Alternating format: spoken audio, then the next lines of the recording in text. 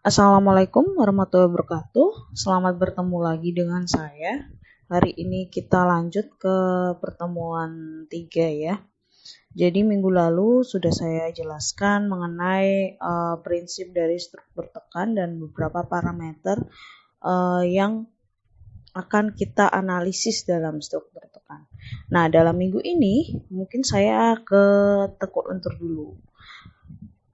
Jadi kemarin saya menjelaskan ada beberapa jenis mengenai tekuk pada struktur tekan. Dan hari ini kita ke yang lentur. Terlebih dahulu untuk analisisnya seperti apa, nanti akan saya jelaskan beserta langkah-langkahnya. Sebelum melanjutkan materi, saya ingin membahas terlebih dahulu mengenai metode ELM dan DAM. Metode ELM itu Effective Length Method dan DAM Direct Analysis Method. Jadi untuk menentukan faktor panjang efektif itu sebenarnya ada dua metode. Ya. Karena ini ditanyakan oleh Salva kemarin, jadi saya akan bahas di sini sekalian sedikit. Jadi seiring dengan perkembangan teknologi ya yang sekarang yang ada saat ini, metode desain stabilitas struktur baja itu sangat berkembang. Jadi ada beberapa penelitian yang dilakukan sehingga untuk peraturan juga diperbaharui seperti itu. Nah, ELM ini dasarnya ada di AESC 2005.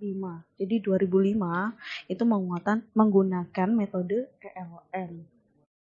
Oke, baik. Untuk ELM atau Effective Length Method itu metode yang didasarkan pada metode analisa struktur elastis ya, di mana pemakaiannya terbatas pada struktur dengan rasio pembesaran momen akibat perpindahan titik nodal. Dan ini base-nya ada di SNI 1729/2002 karena SNI 1729/2002 di kita itu mengadopsi ELM. Dan ASC 2005 itu juga masih menggunakan metode ini ya. Perencanaan ELM sendiri itu perlu menghitungkan atau rasio kelangsingan yang diinput pada properties elemen kolom baja ya. Pada biasanya nilai K itu tercantum untuk setiap style code yang ada dan kode tersebut menjadi petunjuk perencanaan pada profil baja tersebut. Nah, untuk metode ELM ini dihitung berdasarkan alignment chart yang mungkin sudah kalian pelajari di baja 1. Dan ini kita pakai alignment chart ini untuk menentukan K-nya dihitung dari nilai GA maupun GB. Kemudian untuk direct analysis method itu metode yang digunakan untuk mengatasi keterbatasan analisis struktur linear dan tidak bisa mengakses stabilitasnya. Dengan menggunakan DAM, maka pengaruh pengebebanan pada struktur itu dapat ditentukan lebih teliti ya, karena memperhitungkan pengaruh ketidaksempurnaan geometris dan reduksi kekuatan. Seperti itu untuk direct analysis method. Jadi dia menggunakan rumus Euler tadi, dan ini sudah diacu oleh AESC 2010. Jadi SC 2010 itu menggunakan direct analysis method. Dan untuk DAM ini penjelasannya itu untuk mencari nilai K itu lebih sederhana dia. Dengan menentukan tumpuan saja dia sudah bisa mengambil nilai K-nya. Jadi lebih simpel ya. Maka ASC itu mengadopsi sebagai panduan nilai K tersebut. Kemudian adanya banyak persyaratan. Jadi untuk persyaratan ELM ini menggunakan alignment chart tentu tidak mudah terpenuhi ya. Dan jika dipaksaan tidak akurat hasilnya nanti. Itulah mengapa AISC 2010 itu lebih memilih direct analysis method ini sebagai penentuan untuk faktor panjang efektifnya.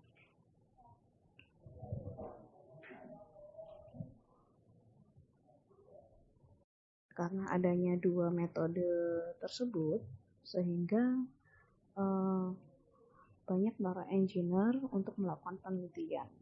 Efektifnya itu lebih efektif mana seperti itu, dan banyak juga publikasi jika ingin memahami lebih jauh untuk perbedaan serta efektivitas dari kedua metode tersebut pada jurnal-jurnal ilmiah yang sudah atau telah dipublikasi. Nah, untuk alignment chart yang berdasarkan ASC 2005, metode RLM ini tadi yang kemarin dibahas Salva, itu menggunakan rumusnya Dumotail pada tahun 92 ini tadi. Dia masih menggunakan GAGB ya, parameter GAGB, tetapi penentuannya itu dengan rumus saja, berdasarkan rumus ini. Seperti itu, lebih disederhanakan lagi. Ini dari Dumotail 92 kemarin yang dibahas oleh Salva. Ini adalah kuat tekan nominal ya. Jadi kita menentukan kuat tekan nominal yang pada intinya nanti akan menentukan kuat tekan desain, di mana ada dua metode, yaitu DFBT dan DKI yang telah saya jelaskan di pertemuan 1. Dan ini kalian bisa memilih ingin menggunakan metode yang DFBT atau yang DKI. Seperti itu. Nah, ini untuk ketentuan umum dalam perencanaan batang tekan ada di pasal E1, tabel E11 mengenai pemilihan untuk penerapan profil bab E. Jadi sebelum kita mulai menentukan kekuatan desainnya, kita harus mengetahui dulu yang mana yang akan kita perhitungkan di sini, yang mana yang akan kita analisis. Apa saja faktor yang harus kita analisis dalam menentukan kekuatan desain tersebut. Nah, jadi ini caranya saya mencontohkan satu. Misalnya kita akan merencanakan profil kolom dengan struktur WF ya.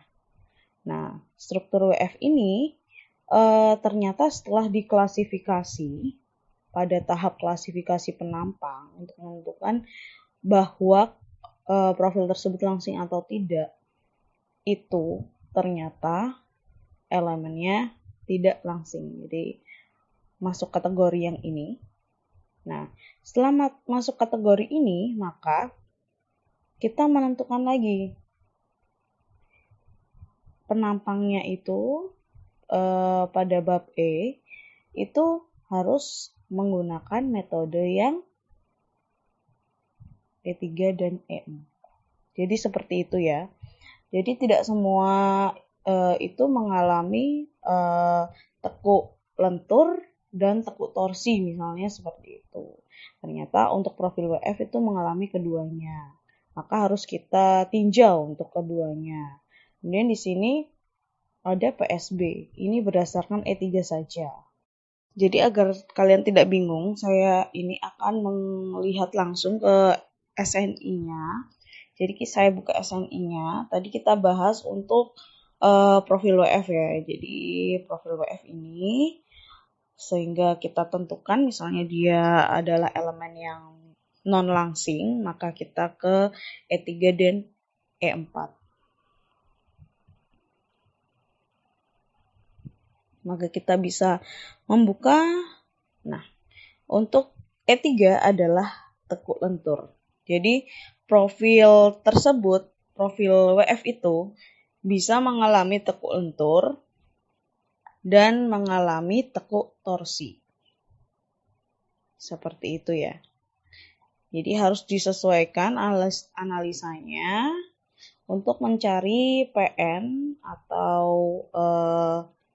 kuat tekan nominalnya terlebih dahulu. Jadi harus cari dua-duanya. Nah, hari ini saya hanya akan membahas untuk tekuk lentur saja. Untuk elemen non-langsing ya, lebih tepatnya. Oke, seperti itu ya. Kemudian di sini saya tampilkan lagi panjang efektif kolom karena nantinya kita juga harus menganalisa juga mengenai panjang efektif kolom ini.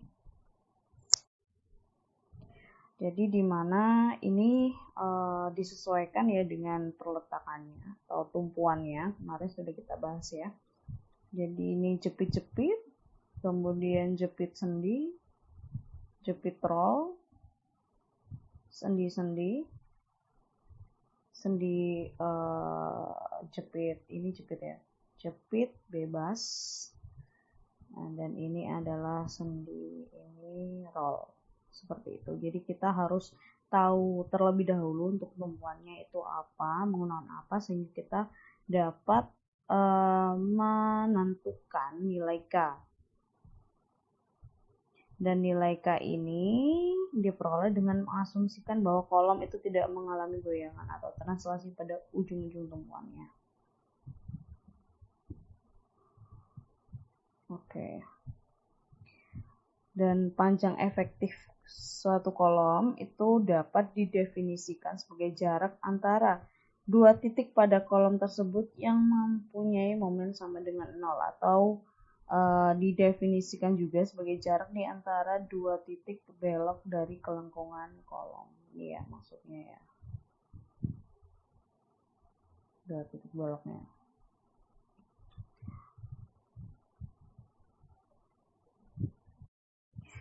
Kemudian ini adalah sudah lanjut ke pasal E3 ya. Saya bilang tadi kita membahas full hari ini mengenai tekuk lentur. Bagaimana cara menganalisa suatu komponen struktur tekan terhadap tekuk lentur. Tapi yang tanpa elemen langsing atau non langsing ya. Jadi yang pertama untuk P nominal atau kepatuhan nominal itu didapatkan dari F kritis dikalikan AG.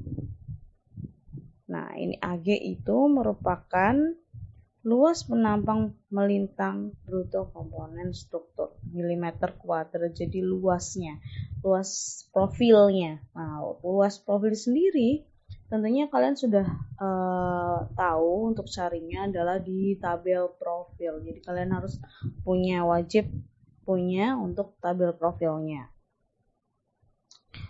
Nah, kemudian di sini untuk tegangan kritisnya itu ditentukan dengan menentukan dulu LC per R.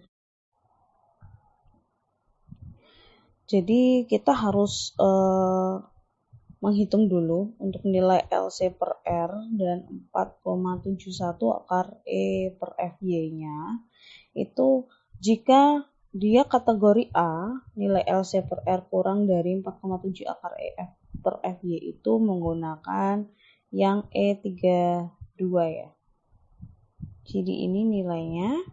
Dan yang B, bila LC per R lebih dari 4,71 atau FE-nya 2, lebih dari 2,25, itu menggunakan nilai yang bawah FCR 0,877 kali FE. Apa sih FE itu?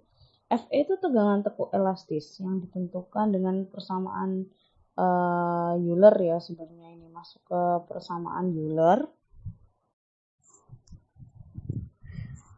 Teori tekuk kolom itu pertama kali diperkenalkan oleh Leonhard Euler.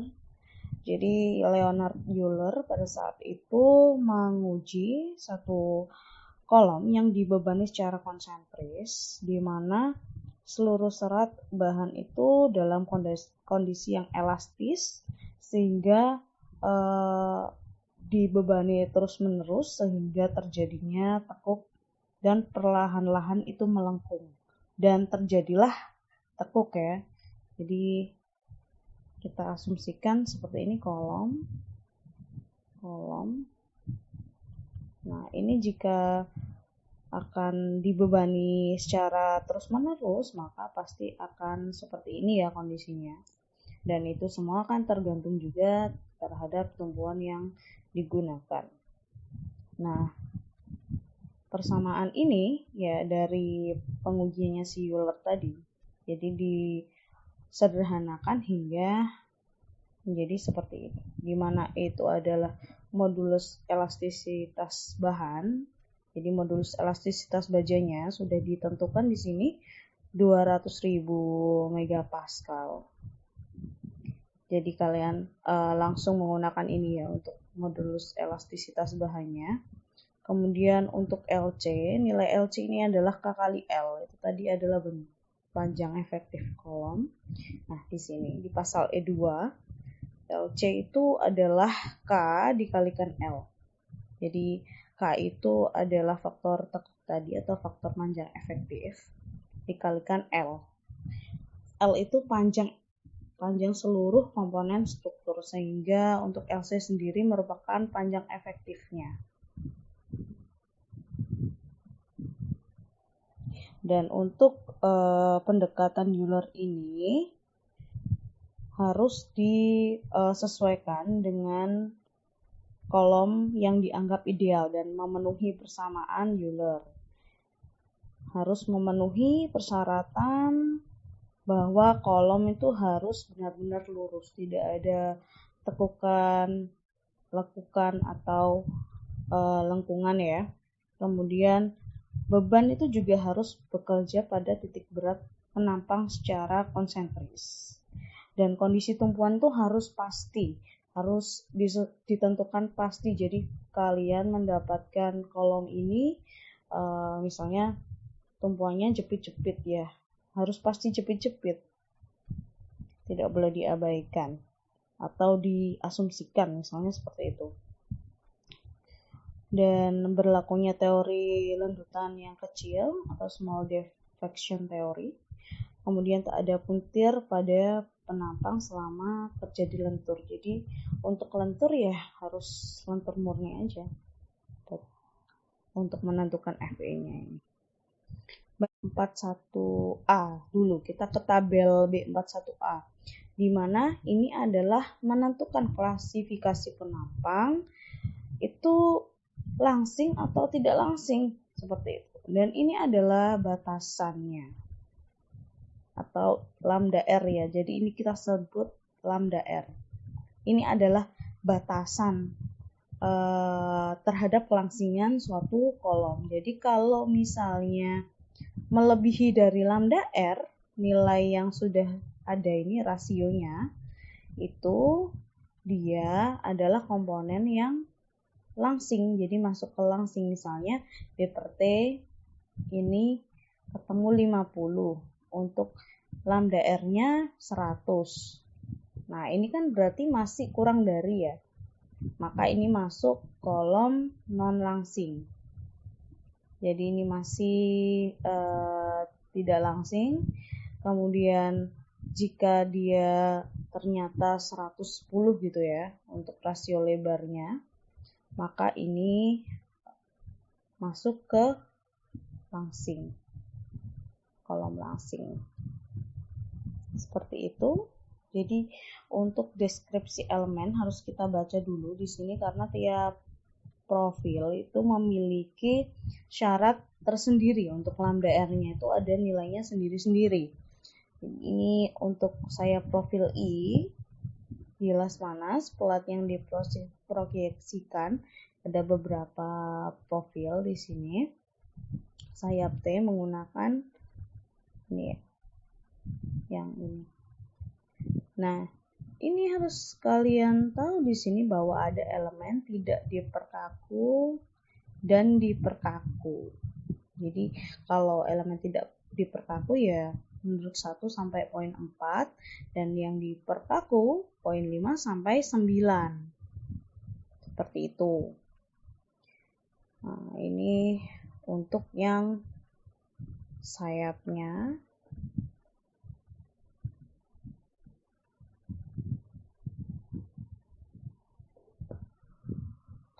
Oke. Kemudian harus dibedakan juga mengenai flange dan web. Flange di sini maksudnya adalah sayapnya ya. Kemudian web adalah badannya. Seperti itu. Jadi misalnya profil I atau WF kita sebut flange-nya berarti menggunakan yang satu ini yang tidak diperkaku kan. Kemudian untuk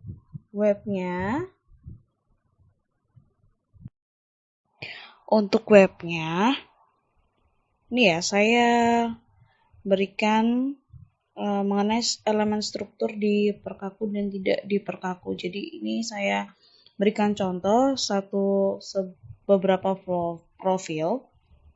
Ada profil siku T, WF.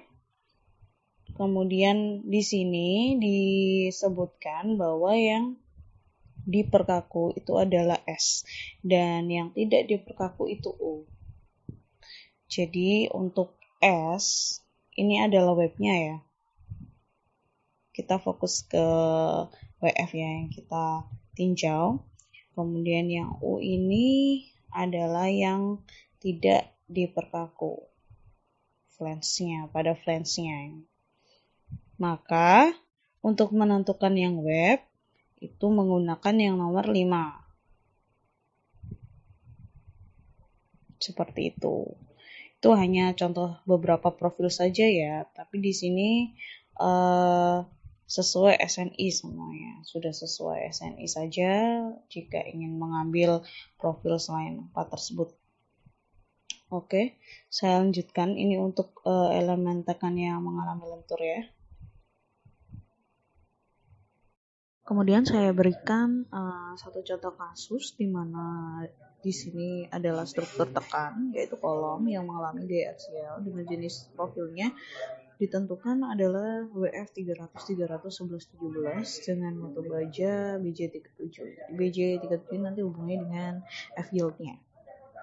Kemudian dan ditentukan untuk kuat tekan desain pada kolom tersebut. Tambahkan dengan metode kekuatannya adalah di FBT.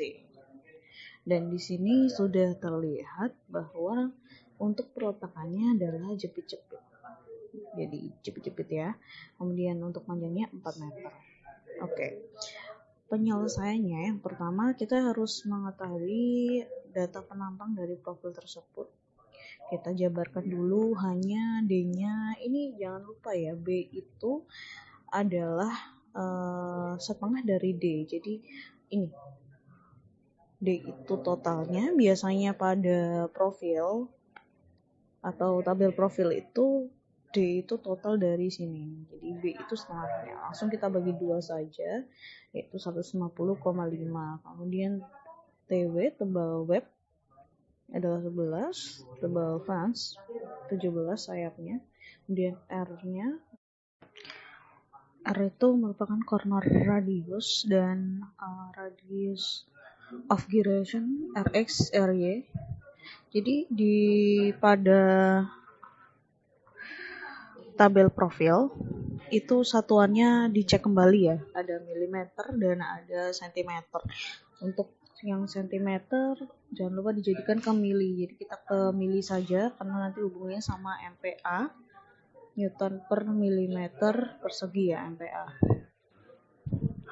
Kita konversikan ke Newton dan milimeter. Kemudian untuk modulus elastisitas baja adalah 200.000 megapascal dan Fy disesuaikan dengan soal tadi mutu bajanya berapa. Jadi mutu baja BJ37 itu adalah Fy-nya 240 MPa. Setelah data penampang profil sudah dijabarkan, maka kita lanjut ke yang kedua, yaitu klasifikasi penampang atau lambda R, di mana lambda R itu merupakan batas rasio lebar terhadap tebal. Kita mengklasifikasikan bagaimana penampang tersebut itu merupakan penampang langsing maupun tidak langsing. Nah, itu batasannya adalah ini ya, 0,56 akar E per FY. Nah, karena ini adalah profil WF tadi, maka kita harus menentukan elemen struktur tersebut sesuai dengan ini ya, dimana U itu adalah tidak kaku dan badannya S itu kaku. Jadi flange-nya itu elemen yang tidak diperkaku. Dan didapatkan untuk kasusnya berarti kasus 1 dan 5. Jadi 1 itu untuk sayap yaitu flange menggunakan ini, kemudian 5 itu webnya atau badannya. Sehingga dapat kita analisa di sini, dan ternyata nilainya untuk B per T F-nya flange itu 8,85 dan kurang dari batasan. Batasannya adalah 28,86. Seperti itu ya. Dan maka ini diklasifikasikan sebagai komponen tidak langsing. Oke. Kemudian untuk yang web itu H per TW ya, dimana hanya itu adalah tinggi secara keseluruhan profil penampangnya. Langsung diambil dari penampang profil tersebut, yaitu 304 dibagi tebal dari badannya atau TW. Tebal dari badannya tadi sudah dijabarkan di data profil penampang, yaitu 11 mm. Maka hasilnya didapat adalah 27,64 dan ini merupakan tak langsing juga. Untuk tahap klasifikasi penampang ini dalam perencanaan rasio lebarnya itu dibatasi ya. Kenapa dibatasi? Sehingga elemen struktur tersebut tidak masuk ke dalam kategori penampang langsing. Kalau bisa direncanakan itu seperti ini, jadi ada batasannya tersebut untuk mencegah apa? Jadi hal tersebut itu bertujuan untuk mencegah terjadinya tekuk lokal pada penampang, serta agar kekuatan dari penampang itu tidak perlu direduksi. Jadi klasifikasi penampang ini bertujuan agar profil kolom yang akan kita rencanakan tidak melebihi dari rasio lebar terhadap tebalnya, sehingga dapat dikategorikan untuk tak langsing. Selanjutnya adalah menganalisis mengenai rasio kelangsingan dari profil tersebut, di mana hubungannya ini nanti akan ke F kritis. Untuk menentukan F kritis, kita harus tahu dulu rasio kelangsingannya yang ditentukan bila untuk poin A ya, bila LC per R-nya kurang dari batasan 4,71 akar E per FY, maka menggunakan F kritis dengan persamaan yang E32. Jika lebih dari 4,71 akar E per FY, maka untuk F kritisnya menggunakan persamaan E33. Selanjutnya kita ke rasio kelangsingan. Jadi di mana untuk rasio kelangsingan ini nanti hubungannya dengan tegangan kritis atau FCR dan ditentukan pada persamaan A dan B. Persamaan A adalah bila rasio kelangsingan ini kurang dari batasannya, yaitu 4,71 akar E per FY. Jadi kita harus mencari dulu rasio kelangsingannya berapa, kemudian kita tentukan untuk persamaannya apakah kurang dari batasannya atau lebih dari batasannya. Jika lebih, maka menggunakan persamaan yang B tadi. Maka kita cek dulu rasio kelangsingannya. Untuk LC, nilai LC itu adalah KL, yaitu panjang efektif komponen struktur yang tadi dapat kita tentukan ya pada panjang efektif kolom. ini. Untuk perletakannya adalah jepit-jepit, maka kita ambil nilai K teoritis 0,5,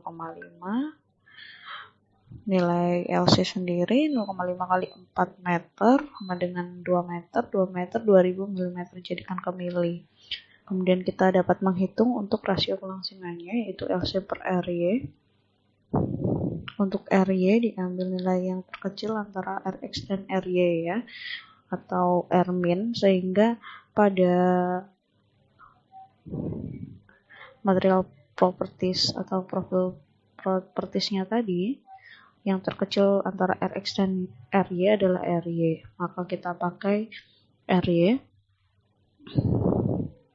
Langsung dapat kita hitung sehingga dapat nilainya adalah 26,42. Dan ternyata kurang dari batasannya. Ini juga dihitung dengan atau FY per FE-nya. Ini juga kurang dari batasannya. Maka untuk FE kita hitung juga. FE-nya itu adalah Pi kuadrat kali E dibagi LC per R, di mana LC per R ini adalah rasio kelangsingan. Jadi bisa kita ambil langsung dari nilai ini. Langsung kita masukkan sehingga didapat nilai FE-nya adalah 2825,03. Kemudian kita lanjut ke tegangan kritis tekuk lenturnya. Tegangan kritis tekuk lentur ini langsung ya, berarti tadi didapatkan bahwa nilai rasio kelangsingannya adalah A, yang A, maka menggunakan persamaan yang ini. Langsung dihitung FCR 0,658 pangkat FY per FE, sehingga ditemukan nilainya adalah 232,8 megapascal. Kemudian ini kita menghitung kuat tekan nominal PN FCR kali AG. AG itu adalah luasan profil ya. Kemudian kita hitung, maka didapat nilainya 3 juta sekian Newton. Dilanjutkan dengan kuat tekan desain yaitu 0,9 PN, ini menggunakan metode DFBT ya.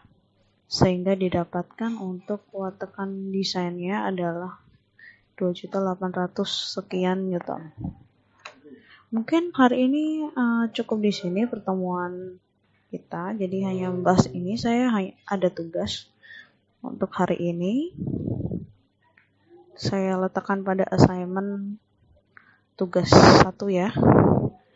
Baik, mungkin cukup materi dari saya.